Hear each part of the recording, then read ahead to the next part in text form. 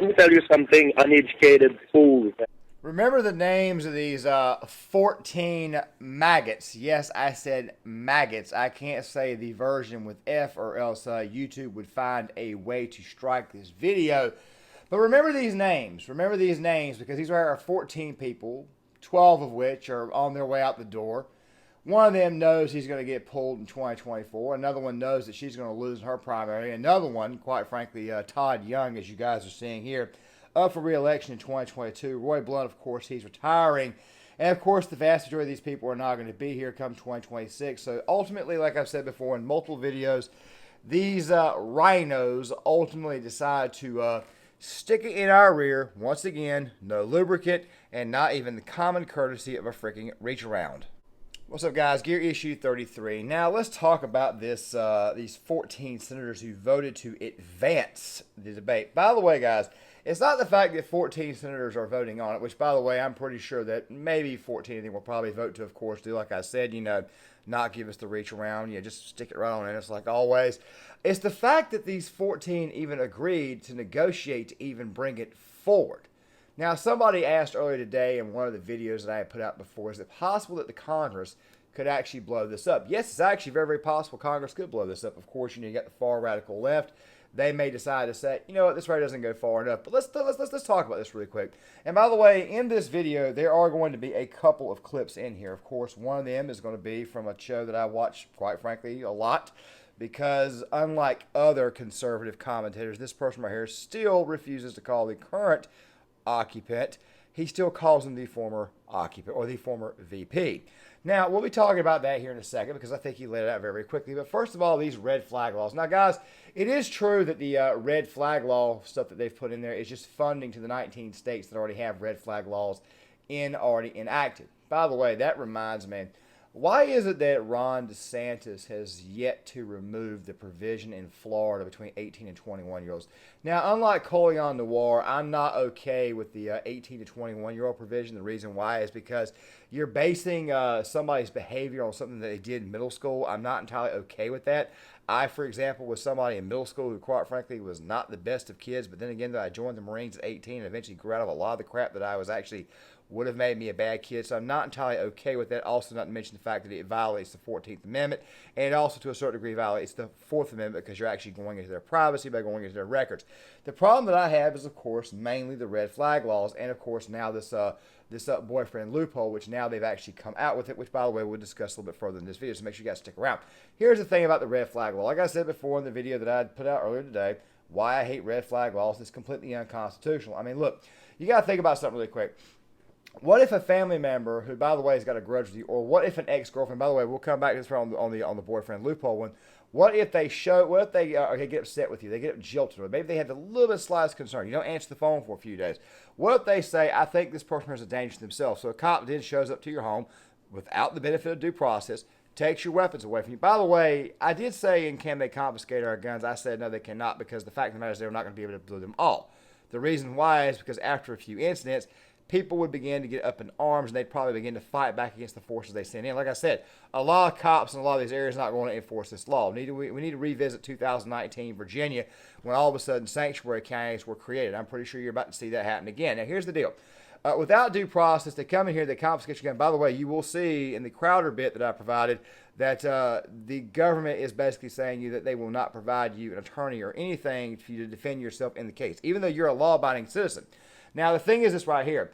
It's without due process, okay? And you don't have the money to actually go and fight back in the court. By the way, the judge is going to look at this situation because they normally side with the other party all the time, and they're going to say, no, you can't have your firearm back. You can't go buy a firearm for a certain amount of time. This is the biggest problem with red flag laws. And like I said in the video about can they the actual is gun confiscation video even possible, I did state that for the most part, this type of ordeal would not work because the apparatus to collect them is not big enough.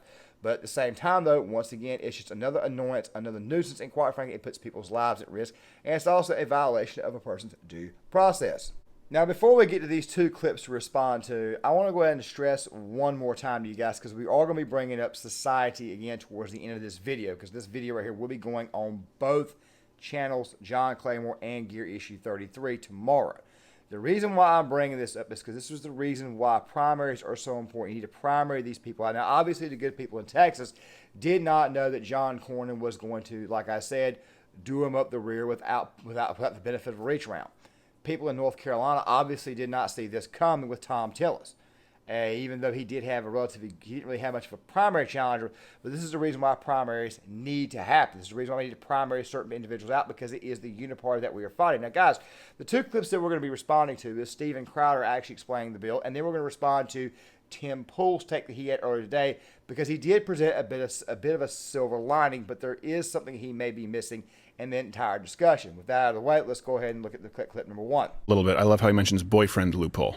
Now, the bill doesn't say that, to be fair, but the media wants to just drill it into you. Hey, how about crazy stalker bitch loophole? How about that? How about Amber Heard loophole? By the way, women commit domestic abuse at far higher rates than men. But they want to say boyfriend loophole. Right. Domestic abuser man loophole. So let me first just give you a briefer, and then some questions I think you all need to ask. So at least 14 Republicans are expected to help pass this bill. Let me give you the names. Mitch McConnell in Kentucky. Gone. Lindsey Graham, South Carolina, gone. John Cornyn, Texas, gone. Tom Tillis, North Carolina, gone. Susan Collins, of course, should be. Maine, right. Gone. Lisa Murkowski, Alaska, gone. Bill Cassidy, Louisiana, good name, but gone. Roy Blunt, Missouri, gone. Richard Burr, North Carolina, gone. Rob Portman, Ohio, gone. Shelley Capito, West Virginia, gone. Joni Ernst, of course, Iowa, gone. Todd Young, Indiana, gone. And Mitt Romney, Utah. It's a marvel that he has not been gone yet. Utah, get your crap together. Romney, he sucks. She was right. So here's what we're looking at in the bill. All references are available at Loud Earth Christian programs. That's a nice way of saying red flag laws. You're familiar with those. We've gone over them. Individuals targeted under the provisions have a right to defense, but they have to pay for it. Must be nice. They say that there have to be penalties for abusing the system, but guess what? It goes to the states, and any state can define it. Domestic violence. They have a new, what they call the serious partnership, is what I believe the loophole, or serious partner loophole. The media says it is a boyfriend loophole. So what does this mean? Because it used to be for husbands, wives. The term dating relationship means a relationship between individuals who have or have recently had a continuing serious relationship of a romantic or intimate nature. Well, that's very clear. That can't be abused. Not at all. And background checks for those under 21. It's already a thing. But now it's double. Now it's double. Doubly. They're going to tighten the regulations for trafficking weapons, performing straw purchases, and by the way, it includes many billions of dollars in unnecessary spending. Okay, so let me go through. Now, guys, we've already talked about red flag laws, but let me go ahead and kind of add on to what Steven Crowder was saying about the boyfriend loophole. Okay, the ex-boyfriend loophole was something that, quite frankly, they did not know how to determine what was contested as an ex-boyfriend or not. Let's say you're a grown-ass man. You go to the bar and you have sex with, say, a woman close to your age, maybe a few years younger than you are. Okay, she gets the wrong idea. She gives you a call. Now, somebody's going to come in the comment section. They're going to say, well, you shouldn't be having one-nighters to begin with anyways. Okay, look, one-nighters happen. I'm sorry. It's just the way it is. But what if you do that right there, and, of course, you just think to yourself, okay, look, this girl here seems like she's very, very bad juju. What if she decides to call the cops 2 weeks later and say that you raped her when, in fact, you did not rape her? You just had a simple, common one-nighter. You just didn't want to go out with her again. She may get the dander up in her and actually call to have put a restraining order on you or something. What if you have an ex-girlfriend that, quite frankly, you broke up with, say, months before? And by the way, women are domestic violence abusers themselves. They're all on record. They do commit domestic violence. I mean, the whole point here is not so much men. It's to try to protect guys from the Amber Heards of the world. I mean, didn't we just see that on full display? That crazy freaking chick. Oh, by the way, that kind of reminds me of this meme that they put up O.J. Simpson. I'm just going to just figure out how to roll this out here. But this right here is the idea, is to protect us from the Amber Heards of the world, the Amber Turds. So, yes, Steven Crowder's got a very good point here. Like I said, what if you're in a relationship with a girl and you've been broken up with her 3 or 4 months, and let's just say you move on with your life, but your ex is freaking jilted. So what does she do? He's stalking me. He's bothering me. By the way, no proof at all, just her word. By the way, this right here also reminds me of those times when cops would show up to dudes' homes to reprimand them after a domestic violence incident, but yet 3 or 4 weeks later, that same police officer is up putting the meat to this guy's girl when he's just getting out of jail. I mean, yeah, this right here is as screwed up as you can get. Now to our boy Tim Pool, who does provide a bit of a silver lining here. Now, guys, mental illness is a very, very big deal. And like I said before, I'm okay with hardening the schools. I am a little bit wary, as you guys can see, of this boyfriend loophole.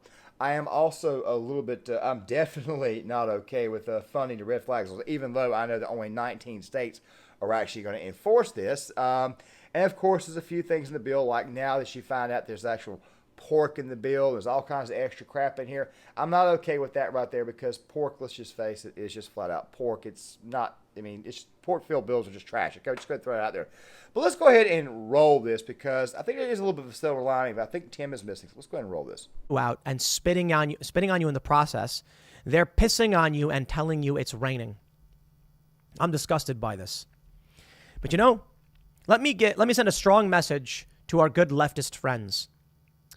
Psychology Today, personality traits, mental illness, and ideology. Higher rates of mental illness have been found in the far left. Okay, here we go. Mental illness in the far left, May 2020. Emil O.W. Kierkegaard. Here's one such graph. You can see that the further you go left, and predominantly among females, you get higher rates of mental illness. Now, some have tried to say that this is just because there's a stigma on the right for getting mental health treatment. I don't believe that's true. I believe it's a cop-out, and the data doesn't suggest that anyway. If you want to speculate as to why something might happen, get me some data. For the time being, all we know is the further left you are, the more likely you are to have mental illness. And look at that margin. I mean, that's huge. Okay. Let me tell you something. The far left, you're going to get red flagged like crazy. The police are going to be kicking in the doors of inner city families and poor people because rival gangs or angry exes or racists are going to say, you've got a gun. And they're going to say, okay, we're serving a red flag warrant. You're going to be like, I don't have a gun. Too bad. We're searching the house. We heard you did. You know, my opinion on this is that the stigma idea doesn't make sense.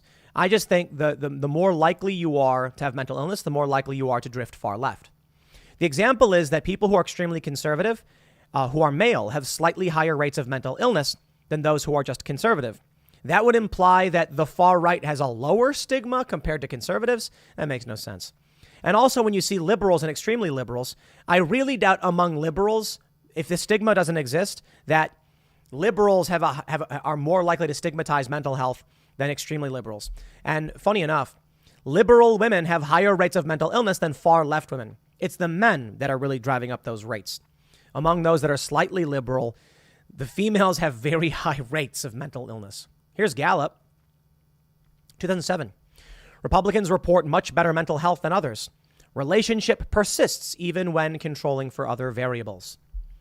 Yes, Tim, it is true. Most leftists, most liberals have mental illnesses. Most of them do.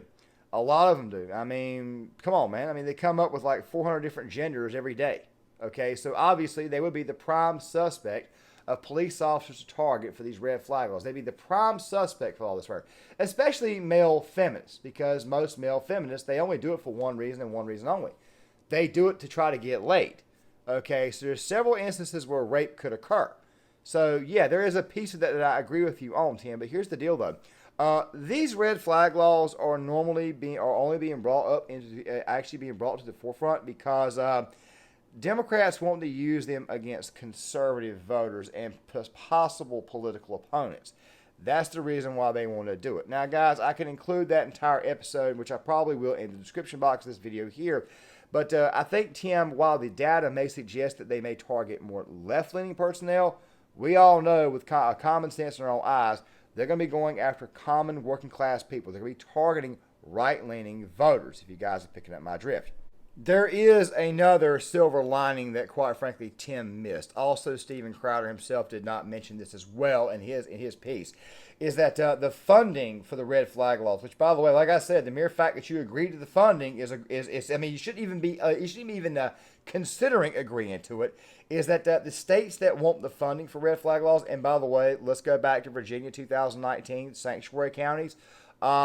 Some of these states, their money is going to be curtailed because, well, if your gun crime does not reach a certain crime rate or a certain percentage, you can't get the actual funding for it, meaning that California, a crime-infested shithole, can't get the extra money. New York, a crime-infested city, New York City, because the city is so big, it drags down the state, they can't get the money. Neither can Illinois. So there is an actual silver lining here. Like I said before, guys, the real reason why I'm so pissed off is because RINOS agreed to this in principle. As I've said before, probably multiple times in this video, they stuck it in us. They did not give us any lubricant. They, moved it around and whatnot. No reach around or anything. That right there is why I'm so upset. You never, ever, ever compromise with these people. If you give these people an inch, they'll take 3 inches. If you give them 3 inches, they'll take a foot. You give them a foot, they'll take a yard. You give them a yard, they'll want to play fucking cowboy with a goddamn rope, all right?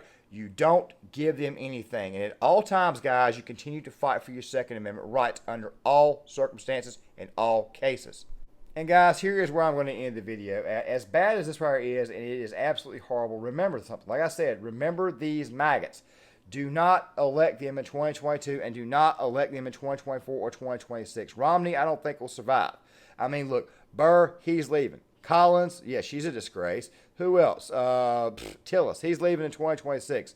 I'd be stunned if he stuck around. Cornyn, I'd be stunned if he stuck around. A lot of these people more than likely will not be around 2022, 2024, or 2026. Like I said, they literally decided to bend us over and put it in our ass without the common courtesy of a freaking reach around or any type of KY jelly or any type of lubricant at all. Now, here is where I want to end this video. I know I said it before, but here's what we got to do here.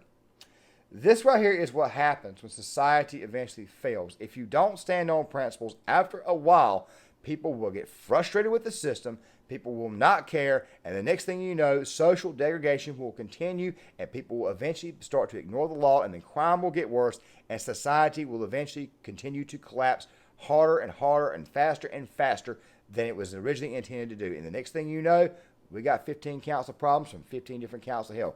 Guys, John Claymore here, Gear Issue 33. If you like the content, hit the like button, subscribe, share the video, definitely hit the content, definitely hit that like button, so that way it'll go through the actual algorithm. There will be a video out on Friday, which I will be doing on the Ron Don ordeal. That right there will be on Claymore. The video that will come out on Friday is the video that was supposed to be released today to go along with the red flag video, which is about the Navy going completely woke with freaking pronouns. Once again, guys, if you like the content, hit the like button.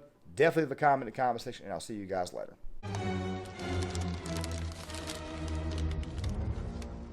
Guten Tag, Herr Jones. Mein Herr. Weg. Tickets, please. Was?